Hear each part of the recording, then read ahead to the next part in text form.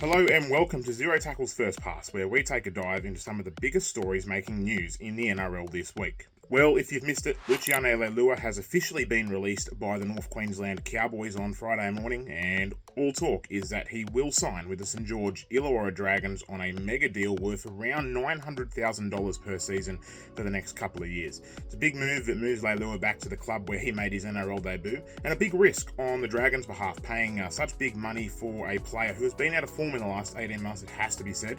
He moved from the West Tigers to the Cowboys mid-2022, and then missed half the 2023 season after being stood down under the NRL's no-fault stand-down policy. His form left plenty to be desired when he returned with the Cowboys late last year, and given the Cowboys have heaps and heaps of second rowers across Cronulla-Sutherland, Hilam Lukey and Jeremiah Nanai, all in the mix there alongside Leilua. There was little doubt that the Cowboys have made a pretty smart decision here in releasing Leilua to free up some cap space.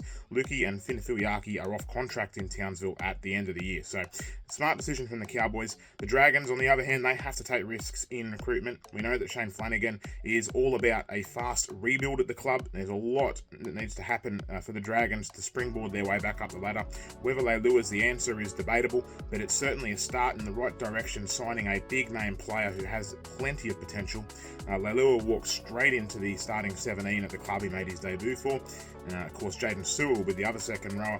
Jack Bird, he's playing in the centres this year, according to all reports, which is a big move really for the Dragons. It'll enable him to then not be in contention for the second row spots. And of course that moves Zach Lomax to the wing and Tyrrell Sloan to fullback. So a lot of moving parts for Shane Flanagan and the Dragons this year, but a big money move. The other question that really has to be asked around Leilua coming to the Dragons, obviously the $900K won't be coming out of their cap entirely this year, given the Cowboys are paying a little bit of that deal this season, or already have over the last 4 months.